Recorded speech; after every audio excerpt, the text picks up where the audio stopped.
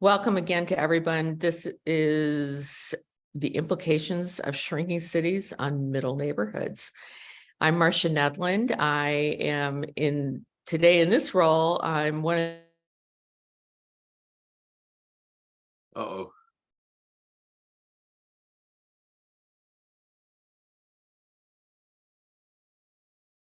okay, I don't know. There Somebody So- froze. Oh, you froze. Okay.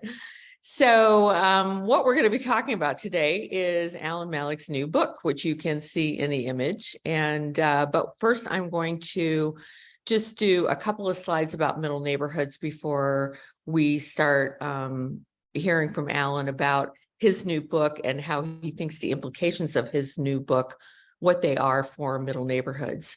So the Middle Neighborhoods Initiative, in case there's anyone who doesn't know yet, is a national initiative, and basically it's focused on mobilizing attention around middle neighborhoods. Those are neighborhoods that are neither the most distressed in a community, nor are they the most obviously healthy. And the more scrutiny they undergo, the more we have realized that they're disappearing either through decline or gentrification. So we're really trying to get people to pay attention to the trends in their middle neighborhoods and see what's going on.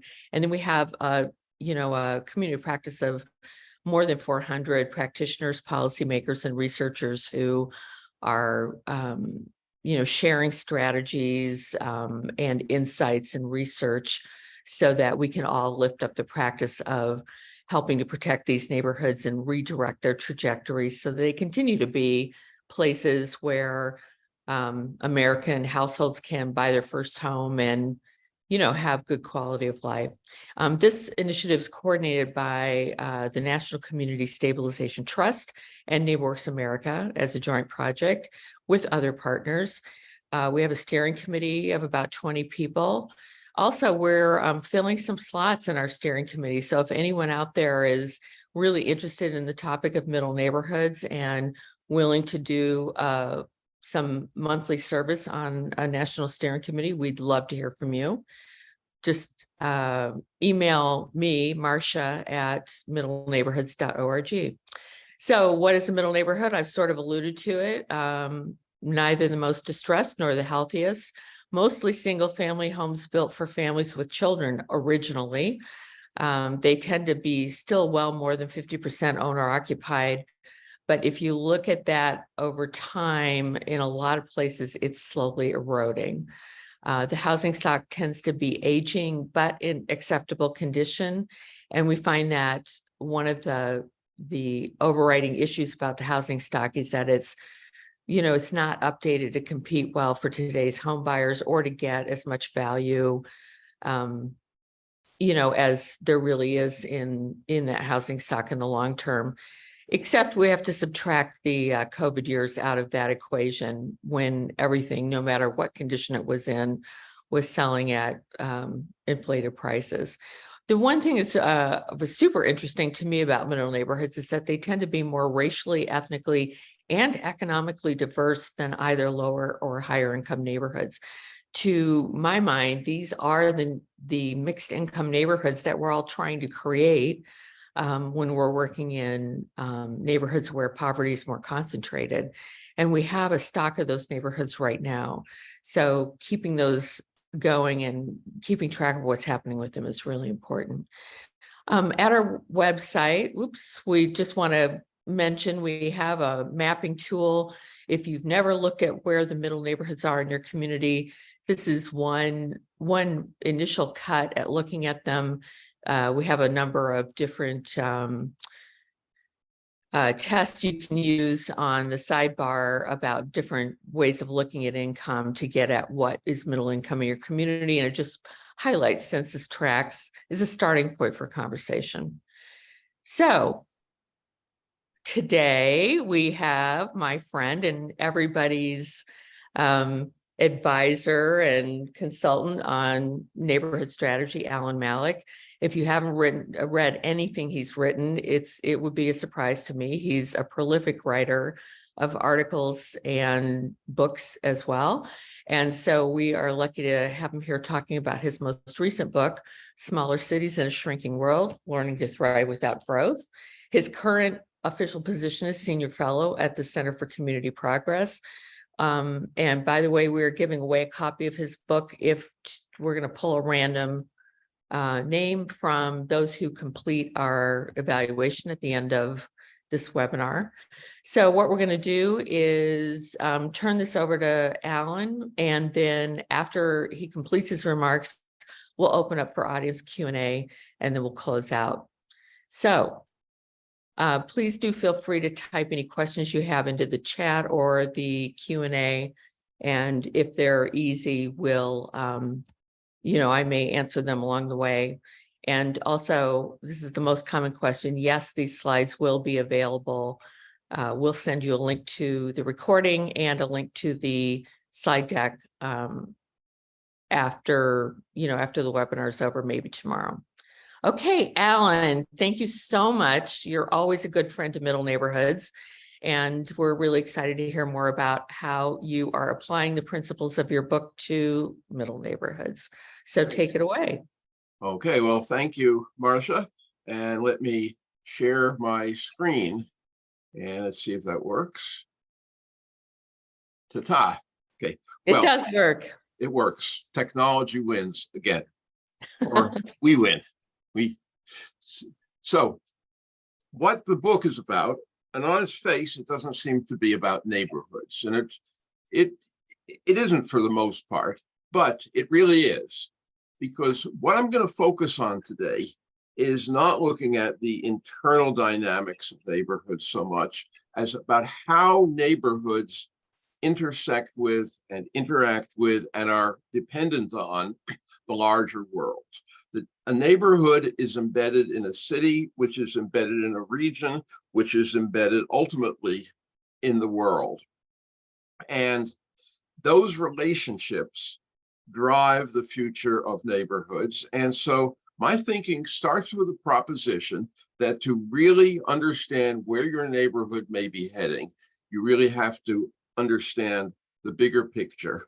And that starts out with the first roughly half of my slides are not really about neighborhoods. They're setting the stage for what we can expect in a world that is changing rapidly over the next few decades. Okay. The first thing is, many of you may still believe that we're in the middle of an incredible population explosion, which was something that was promoted about 50-something years ago by a very popular book called The Population Bomb, which basically said population is totally out of hand and we're going to ultimately be knee-deep in people as far as the eye can see. Well, the reality is that population growth is slowing down. The bomb didn't go off. And in fact, we will probably peak our population in about another 45 years. And then the world's population is going to start to decline. And so this is a dramatic change in reality. And when we look at it by kind of region globally, we see that almost all parts of the world are participating in this population decline. A big chunk of Asia and Europe is already in negative population growth, including China, Japan, Russia, most of Eastern Europe, etc. Countries like the United States, Canada, Australia will soon be in negative growth unless, of course, immigration continues at levels high enough to compensate for that. South Asia, South and Central America, population growth is slowing down rapidly. India will probably be in negative population growth by 2050 or thereabouts. The only part of the world that will still be growing at a significant pace after 2050 is Sub-Saharan Africa and the Middle East. So this is a major change from what things were like only a couple of decades ago. Now, one big thing, and I'll come back to this later, is that as population growth slows down, populations age. And they ultimately, the faster the slowdown, the faster the population ages. So this is going to be a very important factor we're going to get back to. Now, the other thing we've got to appreciate is that we're in a world, and I'm sure everybody who either reads the papers or gets news from some medium or other realizes that the world is changing, the climate, the environment is changing rapidly on our feet. Currently, look around the United States, we've got temperatures of 115 degrees across the South and the Southwest. We've got floods destroying whole towns and areas in Vermont and other places. Heat, all of these things are coming together, and the world of the future is going to be massively impacted by them. Another thing is that the global order that we thought was pretty much stable until just a couple of decades ago is disintegrating. Now, I'm not suggesting we're going to go into like sort of a global war or what they call a Mad Max scenario, but we're seeing the whole globalization structure that developed starting in the 70s and 80s start to, at a minimum, show a lot of cracks and a lot of weaknesses. And this is also going to affect us. Now, the question is, you look at this, is this stuff affect neighborhoods? Is my neighborhood in some small city in Kansas going to be impacted by the change in globalization and the tensions between the United States and China? Well, the short answer is yes, and I'll get to that more.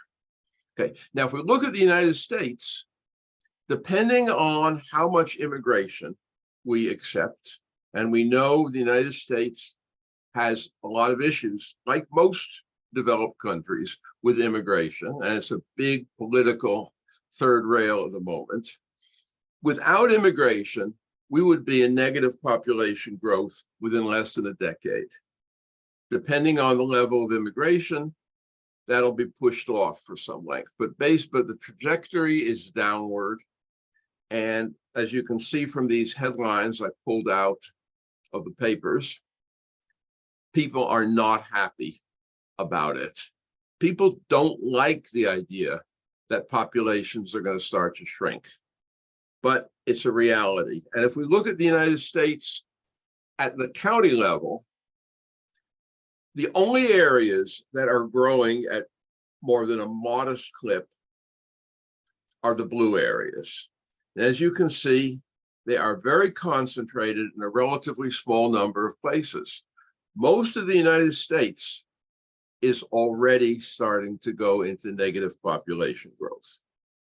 The big exceptions are areas along the coasts and key places like, the key urban areas in Texas, the Northeast coast, places like Nashville. You have pockets of growth in a sea of population decline.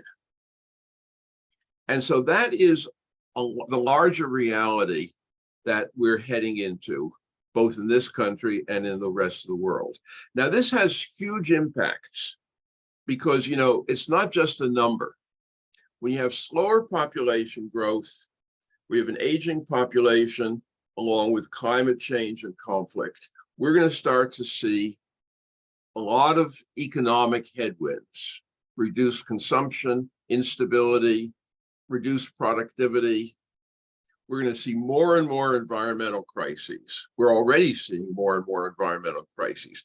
All of these are going to reduce economic growth, which in turn, if you have less economic growth, less population growth, you're likely to get increased geographic concentrations of wealth, reduced investment, and increased inequality, as those who have are going to work harder to hold on to it and be increasingly reluctant to share with those who don't have. And this has huge impacts on cities. And above all, it impacts smaller cities cities that are not part of those growth pockets along the coasts and in places like urban Texas. Because one of the big pressures, and we're already seeing it, is a brain drain, loss of jobs, loss of businesses, negative capital flows flowing from small peripheral cities to the few large growth areas, the mega cities, whether this is in the United States or we're talking about Tokyo, London, Shanghai, wherever, the same pattern. So, and just parenthetically, it's not like the megacities are immune to these problems. I think this is a lot of this is still very much uncertain. But as we speak, San Francisco is, you're seeing headlines like San Francisco is in a doom loop. That's scary. You know, it wasn't that long ago that people were talking about San Francisco as being like the gold rush town of the 21st century. And now we're talking about it as being in a doom loop. Something very seriously wrong is going on. I don't know that we're sure of exactly what it is, but it's not good. So lots of negative impacts going on, lots of stresses and strains. And this is what cities are going to be looking at in the future. An important thing about this, and this is, you know, this is a good example, is small cities we are all part of a global economy. During the last 40, 50 years, we have let local economies essentially either atrophy or become globalized to the point, and Peoria, which probably some of you know, maybe there's somebody from Peoria in the room, is a beautiful, to me, this is a perfect example. Peoria is a city of about 100,000 people, which, as older industrial cities in the Midwest are concerned, is doing not too bad. The population has been shrinking, but only a little bit. Incomes are a little lower than the national average, but not much lower. Unemployment is relatively low. It's not doing badly. But if you look at why and what's going on there, you see, Peoria is totally part of the global economy. The city's economy is overwhelmingly dependent on the cluster of Caterpillar factories that make earth movers, backhoes, and so forth. If tomorrow Caterpillar company decided that it could make its stuff a little less expensively in South Carolina or Mexico, or for that matter, Vietnam, they'd close shop overnight. Meanwhile, Peoria is surrounded by mile after mile of gorgeous, good agricultural land. With the exception of a couple of hobby farms, every inch of that land is being used to grow corn and soybeans, which are exported to the global market. Meanwhile, everything people in Peoria eat is imported from the global market, not grown locally. So this is a city, as long as the global market takes the stuff that Peoria is making, as long as people want to make that stuff in Peoria, so for as long as these systems work, Peoria won't do great, but it'll do okay. If these systems start to break down, Peoria is toast. And the systems, I won't say they're going to break down, but they're increasingly at risk and they're increasingly fragile, as we saw during the supply chain crisis before. So already, so one thing is that more cities are going to shrink. Already in the last 2 years, from 20 to 22, these cities have all lost more than 1% of their population. And these are just cities over 250,000 population. Some of these are the usual suspects like Detroit or Cleveland, but an awful lot of them aren't. Portland, Oregon, San Jose, Honolulu, LA, Memphis, Anchorage, it's a different world, and we've got to be ready for that world. That is the basic message. Because shrinkage, when cities start to shrink, you start to see a lot of problems. And a lot of you in this listening are from shrinking cities, so you really know what I'm talking about already. So I'm not going to go into this in detail. We'll share the slides, you can look at it. But once a city starts to shrink, it creates a chain reaction, unless it is consciously planning to deal with this in different ways. You'll have more vacant buildings. You'll have more excess infrastructure. Public realm, parks, community centers, and so forth may well deteriorate. Fiscally, there'll be fewer resources, fewer tax revenues, which means fewer public services, economic decline, disinvestment, lower property values, increasing elderly population, declining child and working age population, brain drain. All of these are predictable effects of shrinkage in the absence of conscious, deliberate strategies to deal with them. So what does this mean for neighborhoods? And what I'd like to suggest is for everybody who's listening, who is involved in neighborhood planning, either from the city level, as an NGO, as a community activist, or some other capacity, start out by taking a step back from the day-to-day nitty-gritty that we're all consumed with and start asking a series of key questions. The first one is, what is the economy that drives my neighborhood? Now, it doesn't mean it's in your neighborhood, but what is the economy that provides the wherewithal for the people who live in the neighborhood to survive and hopefully to thrive? See, how is the neighborhood likely to be affected by climate change? If you have a stream running through your neighborhood, watch out. But even then, heat. How prepared is the neighborhood to deal with excess heat events? When Chicago, a couple of decades ago, had a massive unpredicted heat wave, hundreds and hundreds of people died because they weren't prepared. They didn't have the services they needed. Okay. What services and facilities are essential to my neighborhood's health? A lot of neighborhoods exist around a public school or a park or a community center or things. All of these are at risk. And then finally, what are the demographic trends? How is my neighborhood trending? Is it old, getting older, getting younger? Who are the people? Who are the homeowners? Who are the renters? Who are the families of children? Who are the elderly people? How many people are going to age out? How many people are going to be aging in place?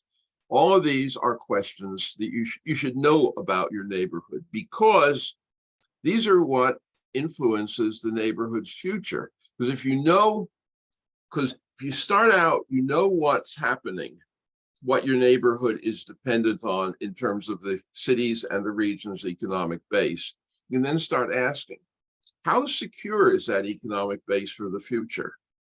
Is that economic base something that we can rely on to sustain people who live in this neighborhood for the next 2 years, 20 years, 30 years, or should we be looking at other possible economic engines? Obviously, what are the climate effects and how are we going to deal with them? Neighborhoods where homeowners are aging out, which is a lot of neighborhoods, are going to be affected. Their housing market is going to be affected. Economic changes are going to affect the neighborhood's housing market. We're seeing this already, but it's going to be more so. And then, how will the changes that are happening economically, demographically, and so forth affect public services? Will the city be closing schools? A lot of cities are already closing schools, and usually doing so with little or no concern for how they affect the quality of life and the integrity of the city's neighborhoods. The same thing is true with parks, community centers.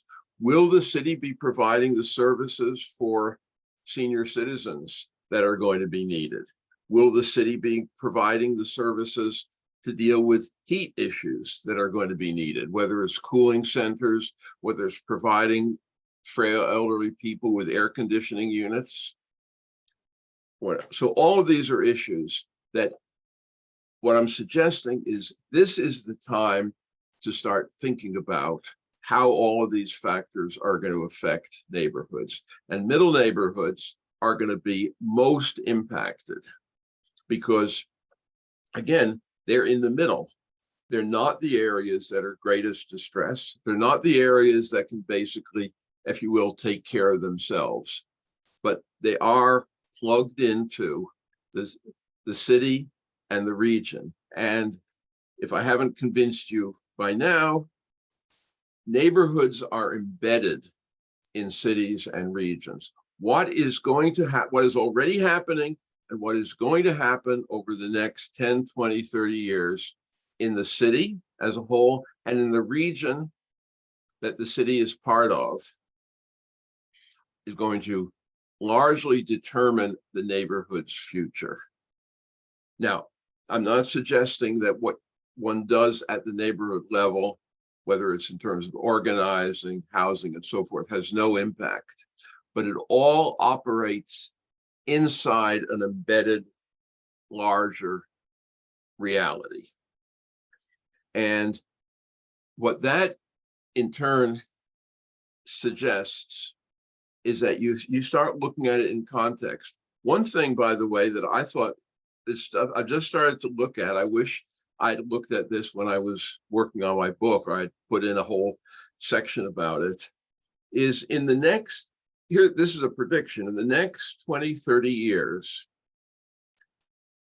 a huge number of four-year colleges, community colleges, and other things in this country, particularly the ones in small cities, particularly the ones that are, if you will, not flagship universities and so forth, are going to either curtail their operations greatly or be shut down. Now, that's not something that most people working at the neighborhood level are thinking about a whole lot. But if you're in a city which has a four-year state college or a community college as a major resource and a major economic engine, how would your neighborhood be impacted if that college closed its doors tomorrow? Something to think about. So looking at it in context becomes critical. Now, one thing, and I discuss this in detail in my book, and I'm going to go through a couple of slides that flesh this out, but I'm going to go through it very quickly because I really want to get to the point where we can have a Q&A, is what I talk about in the book is the idea of a very different framework of thinking about cities to basically get out of the trap that is kind of the combination of shrinkage and the decline of globalization. A city that passively accepts shrinkage and the decline in globalization over the coming decades is going to be a city that is not only smaller, but going to be poorer and providing a less desirable quality of life and opportunity to its residents. And what we have to start thinking about is different ways of building a local economy based on localizing more and more of the economy, whether it's manufacturing, whether it's food supply, whether it's building in remote and hybrid work options, that we have to think of a very different social framework where we start using things like remote learning and remote healthcare to make sure that people who live in small cities and small towns everywhere can get the quality of education and healthcare that they should get and which they can't up to now.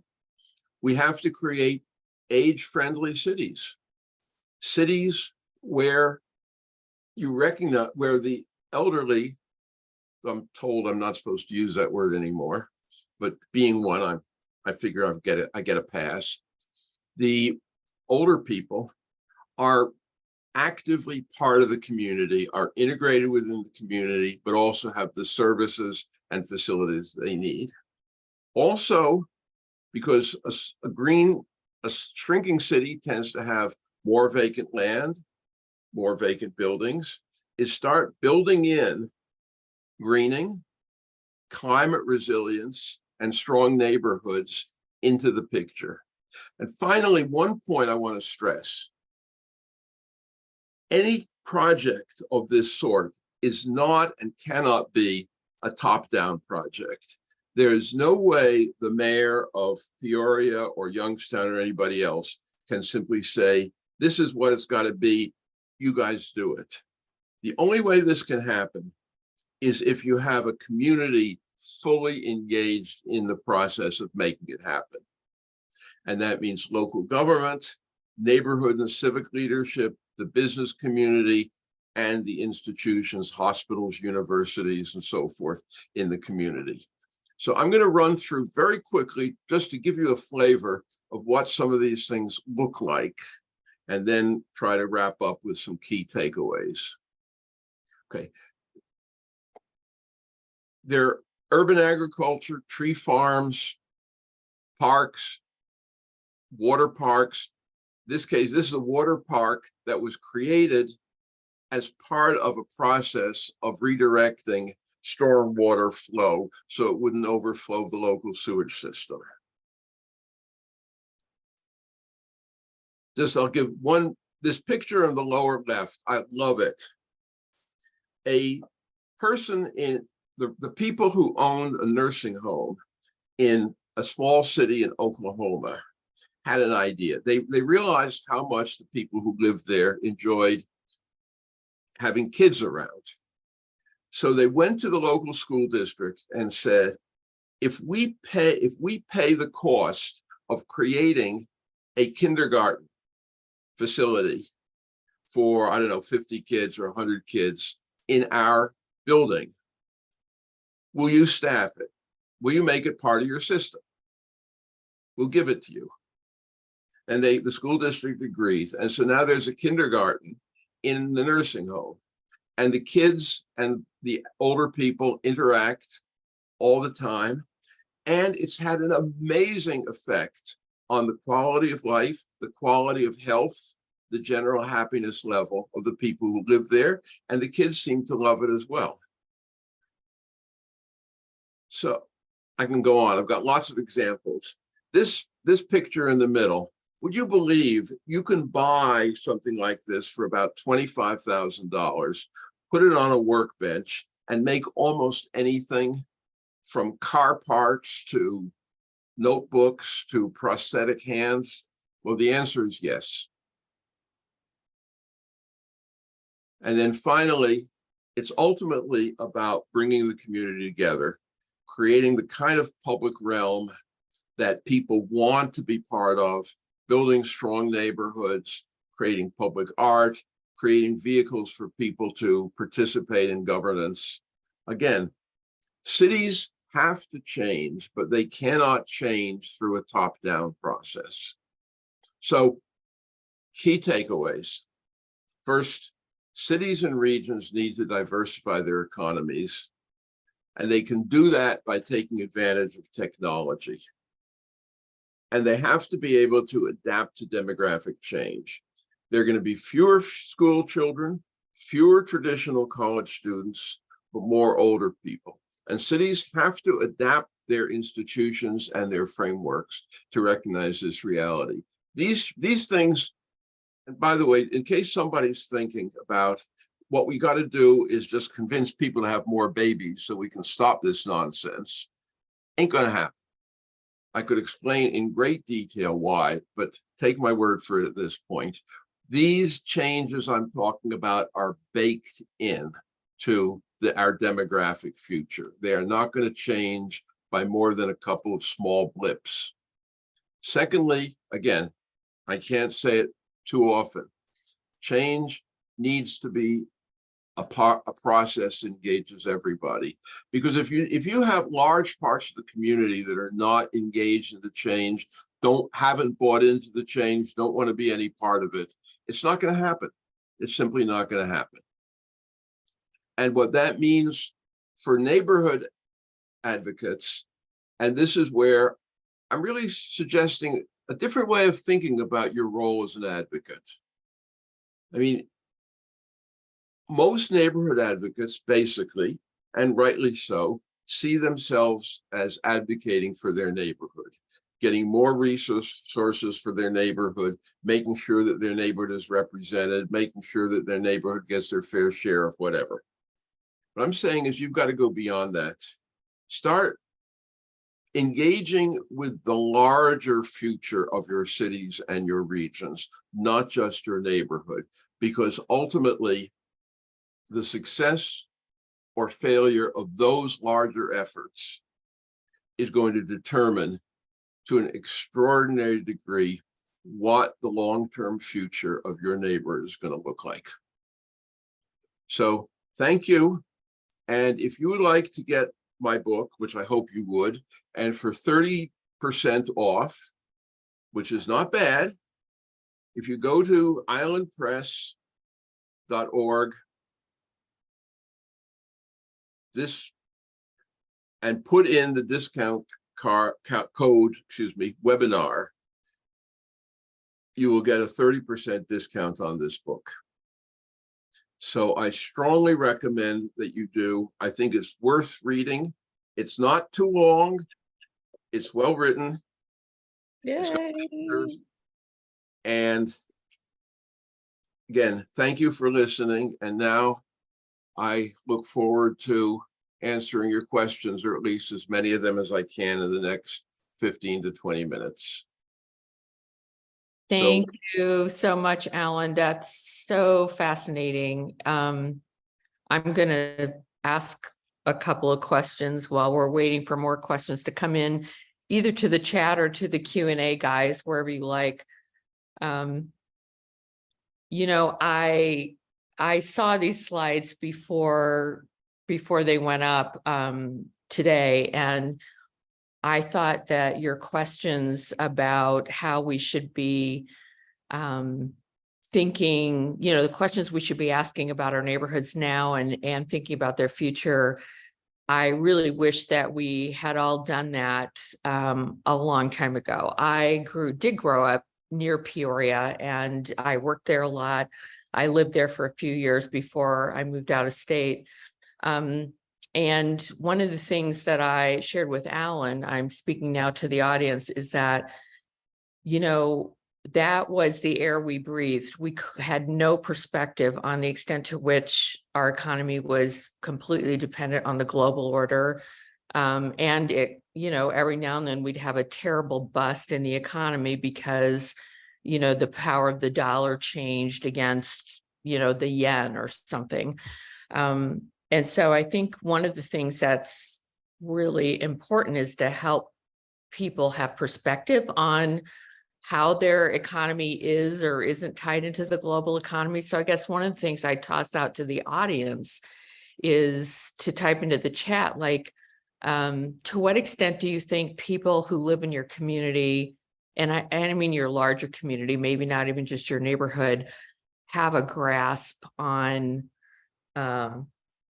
what are the economic drivers of the larger community, and what are the things that affect those economic drivers? That's kind of a complicated question to answer in the chat, but to the extent anyone can do it, I'd love to hear it. Well, again, you know, one example I'll give, my son and his family live in a small city in upstate New York called Oneonta. Some of you may have heard of it. Eric, you might have. It's not that far from Rochester, though, at least in the same state. But this is a city moderately prosperous, but not a whole lot. Population about 18,000. Its economy is overwhelmingly dependent on two colleges. One is an underendowed, non-elite private college called Hardwick College. The other is a secondary 4-year branch of the state university system known as SUNY Oneonta. Both of them are seeing their enrollment shrink. Both of them are likely, especially Hardwick, to see their enrollments perhaps plummet over the next decade as the pool of people reaching college age is getting smaller and smaller. Oneonta, if Oneonta loses those colleges,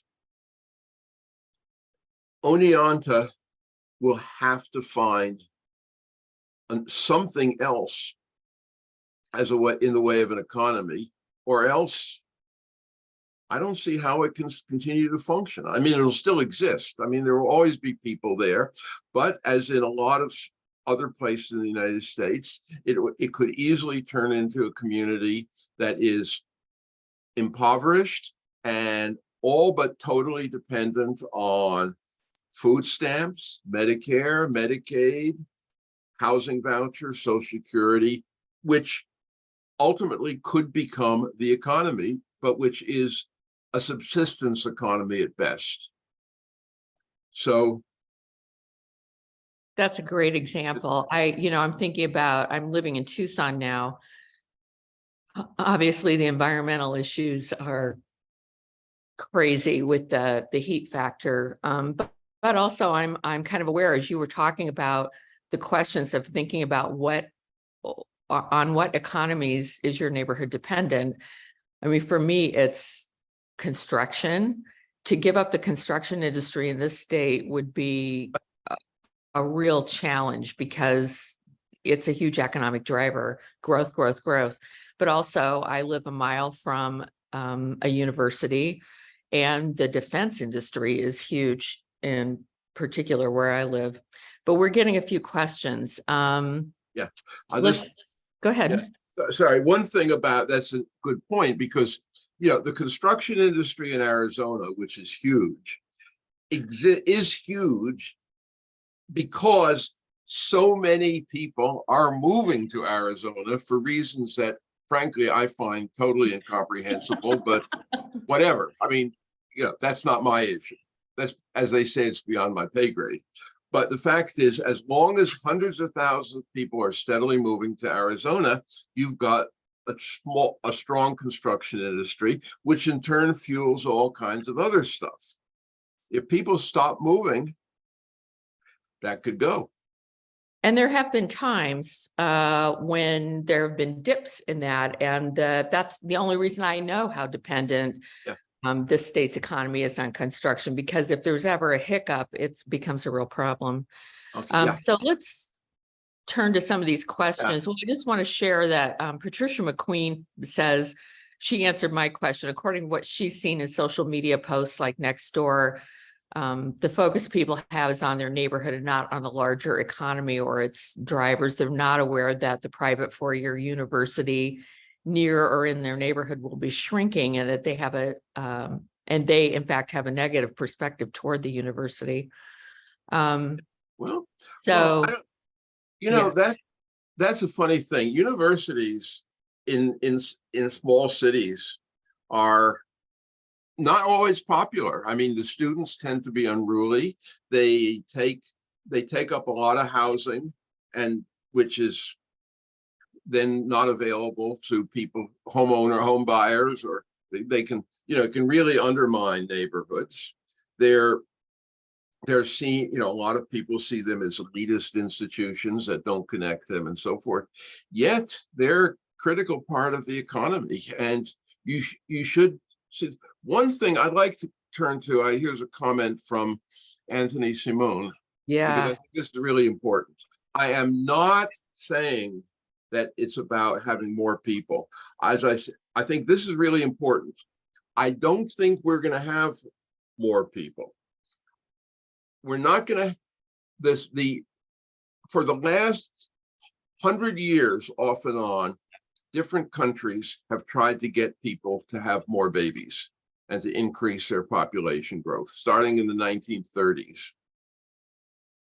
It doesn't work. It doesn't happen.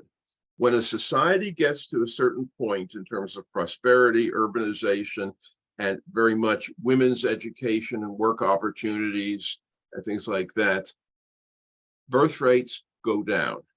And it doesn't matter whether we're talking about people who are white, brown, black, yellow, whatever. It cuts across cultures, ethnicities, and so forth. So I think that's a reality. And I don't think more consumption is necessary, but I do think we have to create ways in which the people who live in small towns and cities can have adequate resources, can be healthier, stronger places, even though they may have smaller populations. In many cases, they will have smaller populations. So it's not about trying to turn the birth rate around. But at the same time, I do think that the United States can benefit from a steady stream of immigrants. There are many parts of the world where there are going to be large numbers of people who do not have an opportunity for a better life unless they leave the place they're currently living in, for realities that have nothing to do with them, but have to do with dysfunctional political systems, military conflicts, drought, climate change, and so forth.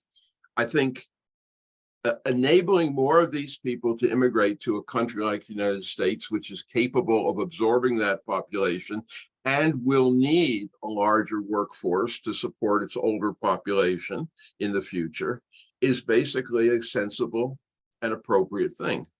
So that's said. I think that, the key is not that the key is that we need to plan to soften the effects, the negative effects of this sort of unstoppable force on neighborhoods, I think. And goodness knows this country does not have a good track record at planning to soften the effects of big economic change on the country. Those of us from the Detroits and the Peorias know that well. Here's a very brass tacks question I think is really important from Anna Laura. For neighborhoods that don't have the resources to develop their own sustainable resources, how can they manage to deglobalize? And I know, Alan, you and I have talked about Ilana Prus's work. I think that's how she pronounces her last name. We've done a webinar with her before about sort of finding and developing your small manufacturing economy. I think that's something you could even do at a neighborhood scale. And I feel like in Detroit, that's happening at a multiple neighborhood scale. But what else do you think about that? Well, I think that's the key thing is, again, if you're in a small city, let's say a city of 50, 100, 200,000 people, what you really want to do is get the people from the different neighborhoods together along with the city and so forth, and try to figure out how to make these strategies work, like creating small scale manufacturing. Because the trick about things like small scale manufacturing or localizing the food supply and so forth is there are two parts to it. One is the production part. And you could do, you could set up a small manufacturing operation in your garage from a production standpoint. But the other part is the distribution and consumption side of it. So, for example, I'll give one this is a little different, but it's relevant. One of the things I calculated using some data from the Department of Agriculture and other places is that if Peoria took 2% of the agricultural land in Peoria County that's currently being used for corn and soybeans and converted that to intensive fruit and vegetable cultivation, they could basically grow all the fruits and vegetables that the people of Peoria could eat during the course of the year. But it doesn't make any sense for somebody to do that unless you have a system that you've created to make sure you can distribute the products of that 2% to people, to stores, to hospitals, to restaurants, et cetera, et cetera. Otherwise, when Fannie Farmer comes in 1 week, she's got 50 bushels of carrots. She needs somebody she can call and say, Joe, I've got 50 bushels of carrots. And he sends a truck over, they pick them up, and they distribute them to the farmer and so forth. So you need both sides of it. And that's very hard to do at the pure neighborhood level. You really need to work together to make that happen.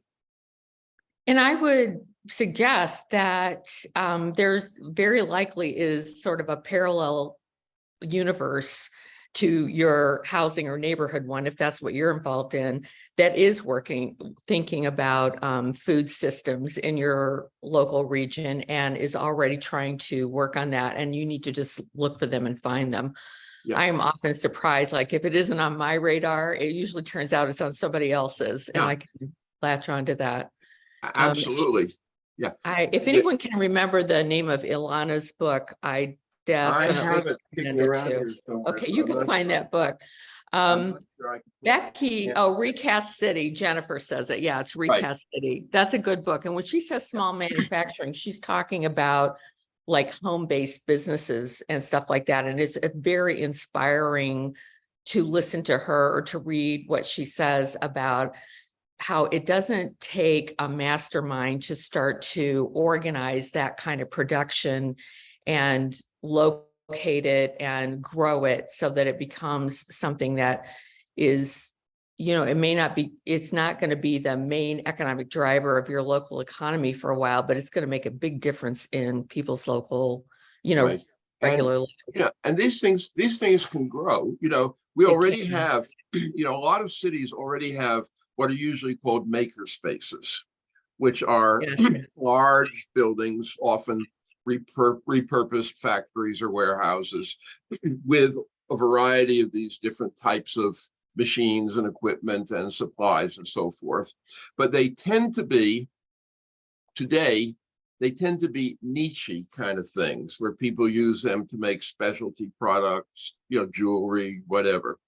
But that's not inherent to them. These things can grow into starting to providing a lot more different types of products that can benefit all the people in the community. And there are companies, there's one outfit in England financed by a foundation whose mission is basically to create open source software for these machines. So if you're sitting in, again, Topeka or wherever, and you've got the machine, you've got the plastic, extruded plastic or the wood or the whatever that you need, and you want to make a particular product, you can download the software, usually for free, put it into your machine, press a button, and it happens. It's amazing. One thing, I saw a question from Becky, which I think is important. That's where I wanted to go to, yeah. How do we change the media and leaders' claims that population growth and the mega corporation tax breaks to attract that large workforce is the answer? Tough, but very important. I mean, first, there's a concept some of you may probably familiar with in psychology known as path dependency, which basically it's a fancy way of saying if you've always been doing something a certain way, ultimately your mind starts to assume that's the only way you can do stuff. And so you just keep going down that path. Now, clearly, there is a place in the universe for a certain number of large factories that employ thousands of people. We're not going to decentralize chip manufacturing. We're not going to decentralize car manufacturing. But by its nature, these things are going to impact a very small number of communities. And the notion that cities should be fighting over these crumbs and basically coming up with huge tax bases, tax incentives, so that somebody will build their factory in city A rather than city B, is ultimately a destructive strategy for the great majority of cities. Yes, you'll have a few winners. Few cities will come out looking like gangbusters, but most cities will not. And in the end, because you spent all your energy on this pointless pursuit, you'll miss the opportunity to start planning differently for the future. So I think what we need is really to start getting a message out that it's not business as usual. And I'm very concerned about, frankly, the current administration's policies in this respect, because instead of at one level, I like the idea of rebuilding manufacturing in the United States. I think we have the ability to do so. It's in our interest.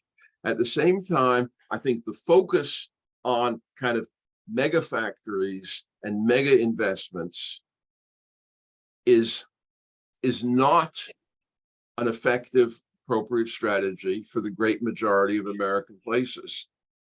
I think that we need to, it's not that we shouldn't have chip factories, but I think that's only part of the picture. And I think we're missing an awful lot of what we really need to be doing. So I think we just need to keep hammering on this issue. It's not just about the mega factories.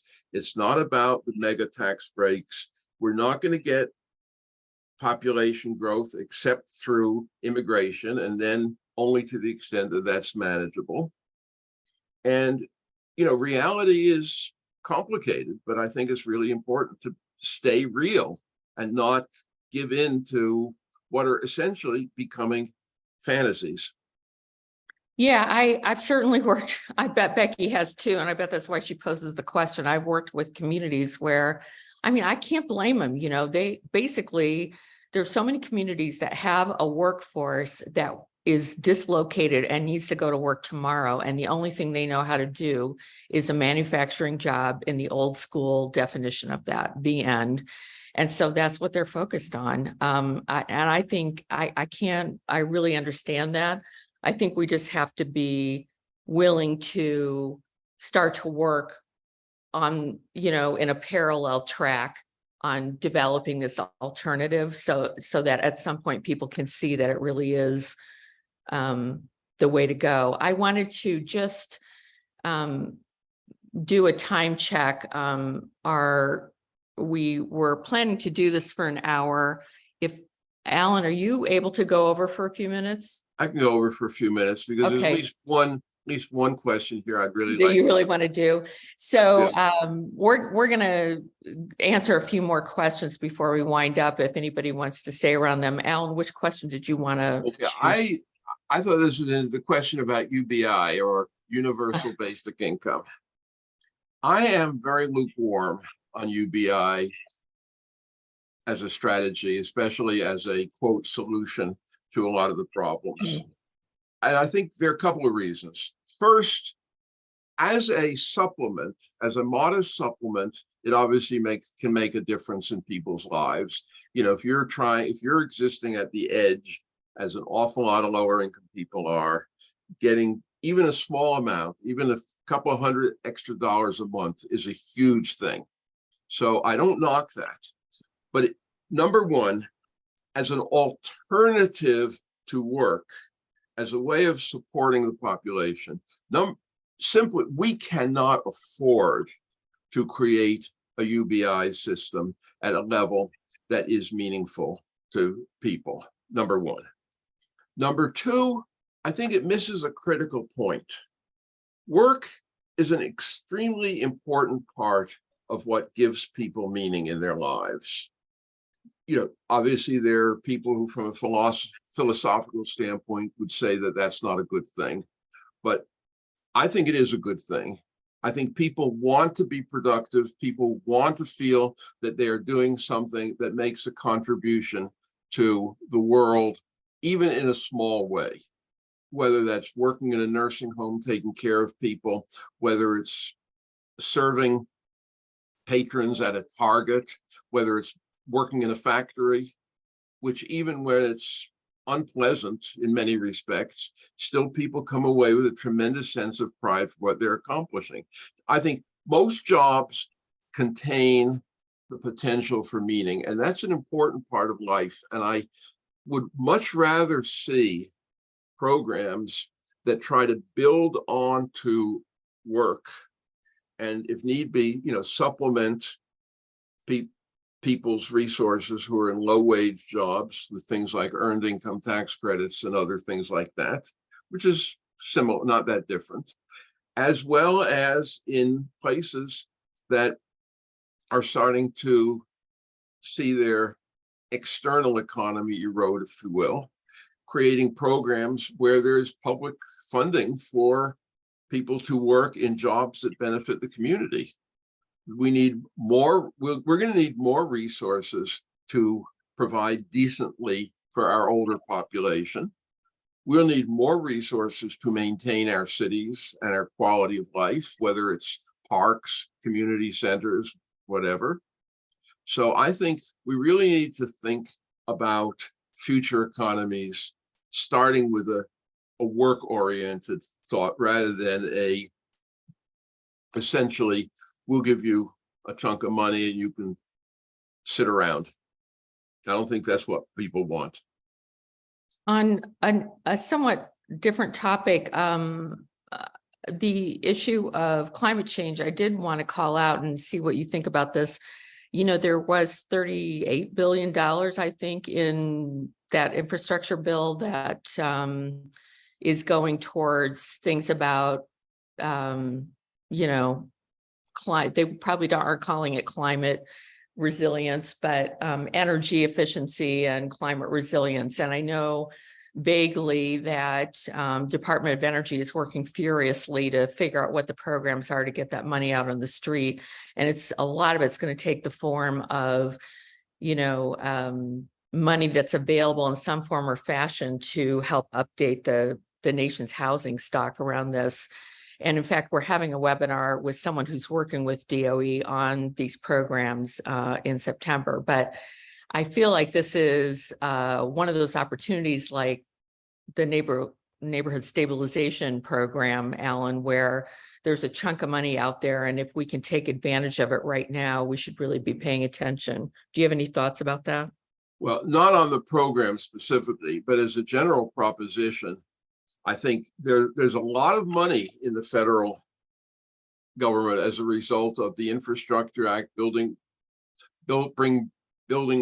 better, however what's called, the chips. Building back all of better. these, yeah, I can't. Bringing buildings back, that's something I wrote a long time ago. But anyhow, there's a lot of money in a lot of different pots at the federal level that, you know, people should be really focusing on. And, you know, I'm sure, you know, a lot of larger cities and states, so forth, have, you know, teams of consultants and people working full time on how to get this money. And it's there. On the climate, you know, I think on the climate thing, by the way, it just struck me one thing that I thought was really nice. There's a piece in the Sunday New York Times on how a city in Germany, the city of Munich, had a river that ran through the city that was in the middle of, like, an awful lot of urban rivers in embankments. And which means, and any river of any decent size, or even a small one that's in a concrete embankment, in today's climate change world, is a candidate for dangerous flooding. Hmm. And what they did took a while, took a number of years. They took down the embankments. They recreated the floodplain as an open space and also cleaned up the river so it was swimmable. And this is now because not only have they effectively flood-proofed the city or large parts of the city, but they've also created an incredible recreational amenity for the people who live there, which didn't exist. And so those are the kind of opportunities that you want to be looking for. And then one thing, by the way, I would just throw out, I think you definitely want to maximize any kind of federal opportunities that exist and really master as best you can what's out there in the federal government. But don't ignore the possibility of getting money at the state level. There are a lot of states currently that are not in bad fiscal shape and that could be doing more, whether it's in terms of open space, whether it's in terms of energy retrofitting, whether it's in terms of all kinds of things, than they are. And it's not necessarily an impossible task to get that to happen. So talk to state legislators, build coalitions, come up with agendas, and often the state governments and state budgets and legislatures are much more accessible than the federal government. And of course, the trick is to figure out how to make these things bipartisan. That's right. Not easy, but not impossible either. Yeah, even today. that's right. Especially when you get out of the federal level. In some places, I guess I shouldn't say that unequivocally. I think that's a great place to sort of wind it up, which is that these issues need leadership, and it may be us who are the leaders. We honestly, we know how to community organize, right? We just need to perhaps direct our attention to some issues that are broader than our own footprint of our neighborhoods, and to start to build up those coalitions and to be the ones who are starting to create perhaps the prototypes for how this can be done on a more citywide and regional basis. Anne has just pulled up our closing slides. I want to remind everybody right away as you sign off that if you complete the evaluation that you'll get after this, you'll be in the drawing for a free copy of Alan's book. We hope that you will join us if you haven't already and become a member of our community of practice at middleneighborhoods.org. At the bottom of any page, you can sign up. And by the way, we're about to switch from our website as it is to being a page in the National Community Stabilization Trust website. So bear with us as we go through that transition. And what's coming up tomorrow, we have an engagement chat on community cleanups. In August, we're hopefully going to be having toward the end of the month a webinar on unveiling and addressing property tax inequities. And then in September, we'll be talking about supporting DIY home improvement for best results.